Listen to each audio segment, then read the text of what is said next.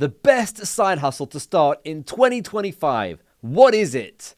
YouTube is exploding with different side hustles that all tout they are the best.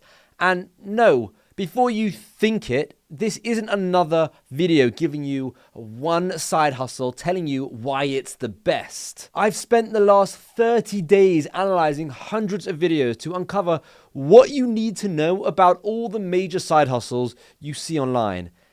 And I'm going to let you decide based on all the facts, which one is actually right for you. I'm going to give you the pros and the cons and the down low of each side hustle, or business for that matter, and I'll tell you what you might not hear elsewhere. As well as analyzing all of these other videos, I have personally done 5 out of these 7 side hustles myself, with quite a lot of success. So I'm coming from a place of a lot of experience and no ulterior motive. You should do what is right for you, what you want to do, not because someone with 1 million subscribers has told you it's guaranteed to make you rich. Now, I call these side hustles, even though every single one of them could be a fully fledged business in their own right. But for some reason, everyone is calling them side hustles. Right, let's kick things off with the first one, YouTube. The infamous side hustle of YouTube. Well, firstly, let me be totally real with you, regardless of what you may be hearing. I've done YouTube now for 9 straight years. My longest daily streak was over 350 days of uploading a video. I think I've earned the right to recommend it, or at least tell you to run a mile. Firstly, YouTube is not a side hustle. Well, technically, a side hustle is just something that you do alongside your normal job. So yes, it could be a side hustle. Any of these, I guess, could be a side hustle. But in order to succeed with them, they'll need a lot more attention than that of a side hustle. Does that make sense? Yeah. Okay, so with YouTube, it can be deeply rewarding. And as someone like myself, right, who absolutely loves videography, I love photography, editing, and all of that, I think of it as the dream job. Although I'd probably enjoy doing a more entertaining YouTube channel, like with cars or tech, than a business one, I just love making videos, and I always have, and I love business, so that's why, they go hand in hand. Despite not making any money on YouTube for years and years, I stuck with it. Even though everyone told me to give up, they told me I was mad, I stuck with it, and I'm happy I did. This idea of making a video and going viral because someone is giving you the secret formula is like someone saying, go and pick these numbers on the lottery. You'll win. You can for sure go viral, and you can even do things to increase your chances of going viral. But at the end of the day, we're just a slave to the YouTube algorithm. And if your video isn't destined to go viral, it won't. So what does YouTube really take to succeed? Posting videos on YouTube requires consistency more than anything else.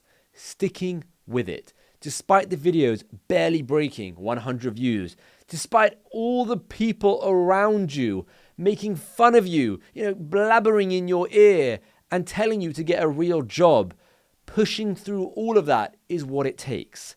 And that element of YouTube is extremely tough, both mentally and physically. Like with anything, the more time you put in, the more reward you'll get out. The more videos you make, the more thumbnails you research, the more training you do, the better chances you have of making this work. If you're doing it for the money, I'd recommend against it.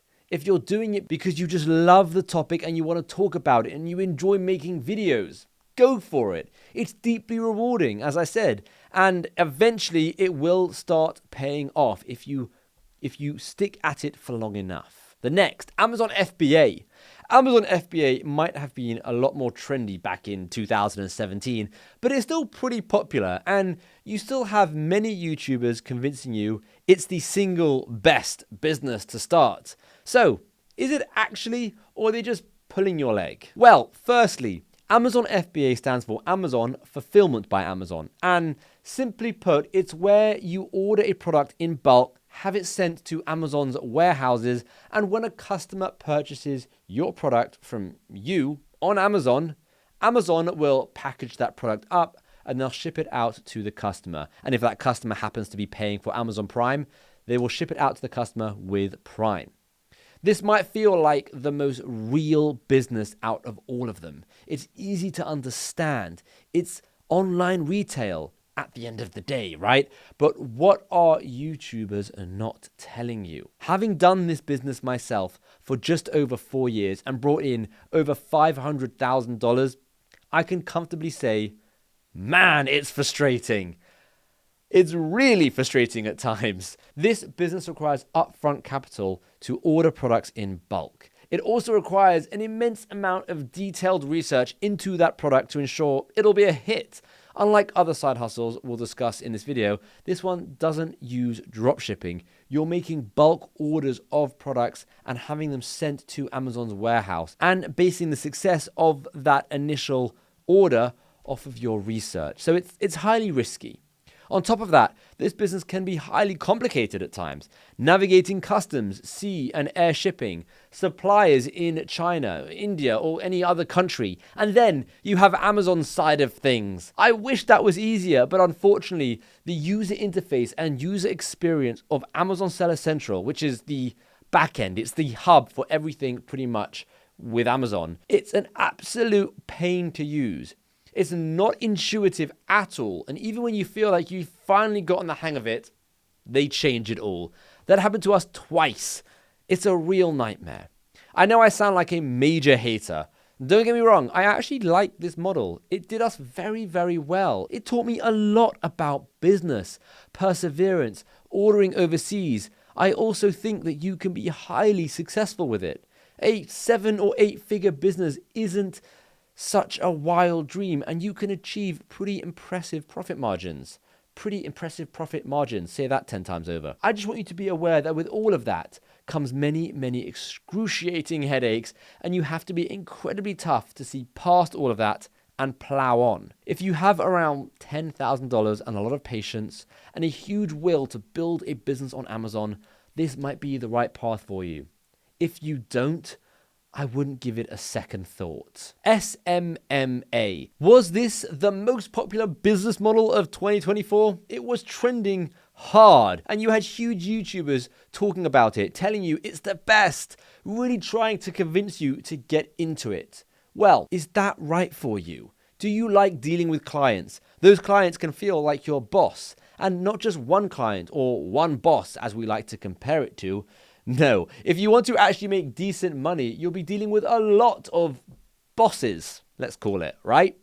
For some, that might sound like a dream. My brother, for example, has told me he really wants a job that allows him to talk to people. He's a massive, massive extrovert, and he needs that social interaction. And if that's you, this could be a pretty good option for you. If you hate the idea of talking to lots of people, pitching your services, and effectively doing sales call after sales call after sales call, then definitely don't consider SMMA as a business model to go down. To put it simply, with this business model, you'll be running people, or companies, I should say, social media accounts. At what level? Well, that totally depends. Whether you're just managing it, you're making posts, you're advertising it, that is up to you depending on the packages that you want to offer. But ultimately, people are paying you for their social media following to grow and subsequently get them more customers, because at the end of the day, they want more customers. And if you can't deliver that over a long period of time, they won't keep paying you. Usually you get paid a certain number of months up front, like a 6-month upfront retainer, and then it's just a monthly retainer. But these are all the logistics of the business, and it's up to you how you want to do it. Is it right for you? That's what you want to know, especially when you have huge YouTubers like Iman Gadzi promoting it left, right, and center. Well, honestly, only you can answer that. If you're doing it to get rich, I'd say maybe look elsewhere. With this business model, you are limited by your time. Eventually, you will run out of time to handle more clients. And this is when you start expanding and hiring a team and really growing it. And I have to add, after speaking to a very good close friend who's been doing this now for over 4 years, it doesn't sound easy. He has a team of 5, many clients, and they have a pretty successful SMA business. It's not 8 figures or anything crazy like that. No, it's a 6-figure comfortable business. And yes, that is incredible. But I see him work. He doesn't understand time off. And truthfully, I like that. But most people don't. Watching Netflix, going out, wasting time. Forget all of that. You'll be on a constant grind, getting more clients, making existing clients happy, fulfilling the work, and making sure you're getting results for those clients so that they continue to pay you. Ongoing fear of failure is a real thing, especially as you'll have people paying you. Now, I'm not saying this to scare you. I'm saying this so that you are aware of the realities behind this and every other business that I'm talking about in this video. No more just seeing the glorified versions of these side hustles that certain YouTubers want you to see. It's time for you to make an informed decision based on both sides and for you to really see the pros, the cons, and if it's the right path for you. Let's get on to the next one. Print on demand, building a clothing brand. Something I'm very familiar with, and if you've seen any of my other videos or have done even a little bit of digging, you'll know that my whole YouTube channel is based around this particular business model, building a brand using print on demand. But I'm not here to tell you you should do print on demand. That would be slightly unethical because I'm trying to give you an unbiased look at all of these businesses.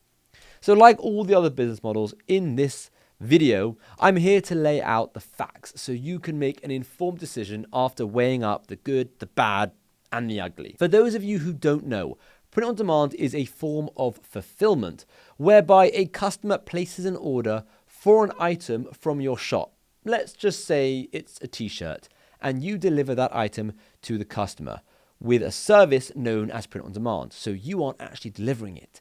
A company prints and ships that product out to the customer without you ever seeing it or touching it. Similar to dropshipping. Well, it pretty much is dropshipping. Is this for you? Well, let's find out. This business model, like all business models, comes with its own challenges. It's very hard, and there is often a lot more disappointment with this business model than with others. So you have to really persevere and see past the little failures. I compare this a lot to YouTube. The way this works is you would make a design on a product, whether it's a t-shirt, a hoodie, a poster, a mug, lots of options really. You would then put that design out into the world, hoping someone buys. Most times designs don't catch on, and having many micro failures like this can really put someone off the business model. And the reason why I compare it to YouTube is because with YouTube, you're creating lots of videos and a lot of them will fail. And those videos and those failures, I look at micro failures because it's not like a big thing. It's a little thing that's happening frequently, right? So rather than getting knocked out once every 3 months with a massive failure, you just have someone constantly punching your arm every single day, all the time. Right, and it's not something, I'm not saying this to put you off, but I'm saying it's something that you have to be able to understand and get over. If you're able to see past this and focus on the bigger picture, then this can be a highly rewarding business model. It allows you to build a brand with very little upfront cost. And if you like the concept of building a brand or making designs, it can be really enjoyable too. For me, because I love art and anything design, this business model was perfect for me. I am also able to look past the designs that don't work and focus on the bigger picture. There are many ways to do print on demand. You could sell on Etsy, you could sell on Amazon's specific program called Merch on Demand, or you could sell on your own website with, let's say, Shopify. It's all up to you. All have their pros and their cons. And ultimately, the most scalable option would be building your own website with a platform like Shopify. And with that, building up the brand to a point where you could even sell it one day if you wanted to. With print on demand, there's a lot of moving parts to the business. Making sure you make or buy good designs, setting up the website, running ads, and managing customer service. It might all sound a bit much for you, and that's okay. But remember, regardless of what business you eventually choose, they will all have their jobs and their difficulties attached to them. No business is just going to be a walk in the park. The biggest benefit of this business model is the very low startup cost and the speed in which you can get off the ground. With the right amount of time and dedication and knowledge, you could get off the ground in just a matter of a few months or a couple of months even. To put that in perspective, it took longer than that just to receive our stock from China when we did our Amazon FBA business. And we had to fork out 10 grand for that. With print on demand, you get yourself fully ready to go with your first ad without actually spending more than $100. Don't just look at this as print on demand. Look at it as building a clothing brand. So, is it right for you? Well, only you have the answer to that. Like all business models, it has its pros and cons. Right, on to the next one. Affiliate marketing. This model was hugely popular a while ago, and it's kind of having a pretty good comeback. Simply put, affiliate marketing is where you recommend a product, a software, a service, something like that to someone. You give them a special link, and if they sign up through your special link, you receive a cut of that sale. Almost everyone has affiliate programs. In fact, just yesterday, I messaged my sister. She wanted to sign up for a new gas and heating and electricity provider. And I sent her a link from our provider, which is Octopus, right? And she signed up through our link and we both got £50, right? Literally not everyone, but literally so many companies have affiliate programs. And you see many large and small YouTubers doing affiliate marketing just as a byproduct of their YouTube business. They have the links to all of their gear or their software that they're using in their videos, and they have the links in the descriptions. And if you like the sound of something and you click their link and you buy, they'll receive a small commission. Is this business model hard? Technically, I don't think it is. And this is a business model that I've been able to make over £200,000, or what's that, like $260,000, $70,000 in profit. But is it straightforward? Not so much. People promote it as an easy thing to do. And whilst giving someone a link is technically an easy thing to do, they forget that sharing a link and getting people to not only click, but to also buy is extremely challenging. Yes, sharing it with your family is easy, but we're talking about scale here, making serious money. Oftentimes you see affiliate marketers on YouTube making a video about a product and then promoting it in the description. But that might not be you. You might not want to get on camera and show your face. And that's totally understandable. After all, maybe you picked this business model because you didn't want to do YouTube, but now you're somehow doing this affiliate marketing business model and you're stuck with YouTube anyway, right? Not what you wanted. Another form of promotion is through blogging. Here you can review products or just generally blog and link to products that you mention with your special affiliate link. Amazon has one of the largest affiliate programs in the world. No surprises there. You see people on Instagram, on YouTube, on blogs, and on other places of content sharing platforms, I should say, sharing all sorts of things that result in some kind of affiliate link where they get some kickback. But it's not easy, and you might not want to be a social media person. Another way to get your link out there is to advertise it. And this is a complicated element of it as it requires knowledge in advertising. So although this sounds like a simple concept, share a link and get a commission. In reality, actually getting someone to convert as a customer and to use your link is a lot harder. And you're kind of having to do another business in order to get the word out, whether it's YouTube or blog or some form of social media. Now, of course, like I said, sharing that link with family and friends is easy, but we're talking about doing this en masse, right? We want to get 50,000, 100,000, 200,000 people to click our link every single month. I don't know about you, but I don't have 50,000 siblings. So it is quite hard when you start treating this like a business and trying to bring in outside traffic. The next is dropshipping. This is a very similar concept to print on demand. In fact, oftentimes people refer to print on demand as a form of dropshipping. Dropshipping is when a supplier fulfills an order you have received. They send it straight to the customer, bypassing you having to buy and hold inventory. You can see how this sounds familiar to print on demand, right? And in reality, it really is. With dropshipping, you're usually aiming to sell trendy products that have the potential to go viral on TikTok or some form of social media. And that's going to be your main source of traffic. Of course, that's not the only way to do it, but it's what most of the YouTubers are recommending you do. This is almost like trying to get a one-hit wonder in a way.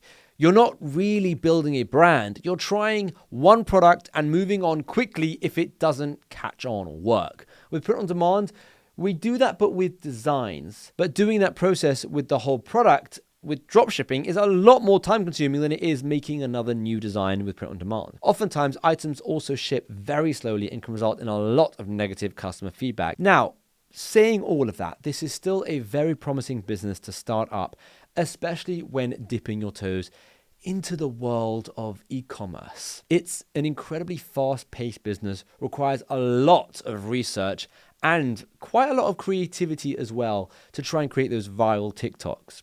If a product goes viral, there's a huge potential to make a lot of money. But then again, you can say that about any business model. If anything goes viral, you'll be pretty set, right? If YouTube goes viral, if your print on demand product goes viral, if your Amazon product goes viral, anything, right? With dropshipping though, using TikTok, it's slightly easier to go viral as TikTok is an easier platform to get views. You might have absolutely no interest in using TikTok. And if that's the case, then this particular business model with the methods that YouTubers are teaching you doesn't really sound like it's for you. If you want to give it a go, it can do quite well. Just bear in mind, like print on demand and YouTube, you'll have to get used to lots of little micro failures and keep persevering. The next is course creation. This one has a huge stigma to it. And funnily enough, all the YouTubers I'm referring to that are promoting these different models all have courses as one of their income streams. In full transparency, I'm no different. I'm not trying to trick anyone here. I have a favorite business model, one that I make quite a large amount of money with. So I made a community in that field. There isn't anything wrong with making a course, a community, a book, or something. I love taking training in all three of these forms. There is something wrong with it when that person is being deceitful in regards to the business in order to get you to sign up to the training or to buy the book. Words like this is easy, this is passive, you can be rich, nothing else works. These are all red flags because honestly, none of that is true. Lots of business models can work. None will be easy or passive. And you might get rich doing one, but it's not guaranteed. And it should not be a reason you sign up to a program. If you feel you have expert knowledge in a field, it doesn't have to be business, by the way. You might know how to play the guitar or hit a golf ball. All these things can be taught, and there's no shame in being that teacher. I've bought courses in skiing, snowboarding, piano, photography, pretty much all of my hobbies. I think learning from proper structured videos is far better than finding random videos all over YouTube. And I do that as well. I spend hours watching on YouTube. But that's just my preference, right? And it's why I don't mind sharing my print on demand experience through a paid community and a course as well. Because I know if I could have had that when I was doing print on demand at the beginning, if I could have had something to sign up for, I would have done it in a heartbeat. Now, creating a course, community, or something like that isn't a simple process. There's a lot of upfront work and a lot of effort when it comes to spreading the word and marketing your training. You could host it on platforms like Teachable, School, Kajabi, Skillshare, Udemy. The list goes on. It's really extensive. Each have their pros and their cons. The main benefit to this business model are the profit margins. Unlike any other business on this list, creating a course can come with 90% plus profit margins, which is why you find so many YouTubers making one, as they have an audience already and they have a lot of costs that they incur And the hardest part of this business is actually marketing it, is actually getting the audience to come and sign up. So for them, this seems like a straightforward thing, especially like the people like Ali Abdaal, who have over 5 million subscribers. He was able to make a course about starting a YouTube channel and bring in millions and millions in sales from that course. What's crazy about this industry is we tend to gravitate towards the people with larger audiences as if somehow their audience size validates what they're saying. But is it true? For example, Imran Gadzhi's biggest revenue source are his courses. There's no doubt about that.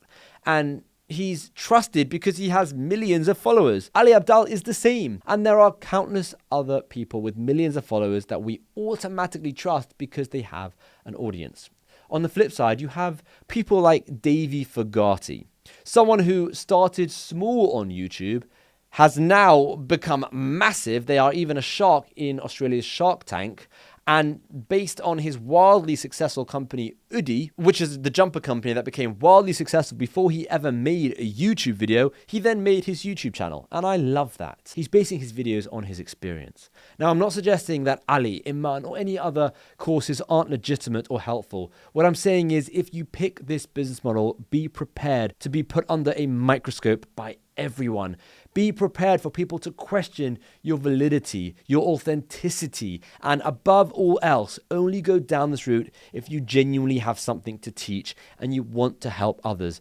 Don't go down this route if you're money hungry, looking to earn as much as possible. So, which business model is for you? There are a lot more than this, but these are the most popular ones that are spoken about on YouTube. Are you a social media marketer that loves to talk to people, considers himself an extrovert, and wants to manage lots of clients? Are you a creative individual who doesn't care about making money next week, but instead wants to create something they're passionate about? Or are you a person that wants to build a brand through clothing? There are so many options out there. No one can tell you which one is right for you because no one knows you like you know yourself. Comment your interests below and maybe we can find the best solution for you. Maybe I can make more videos on that particular model. So comment your favorite one that maybe you want more content on. But ultimately, the most important thing to remember, and the thing so many YouTubers avoid saying, is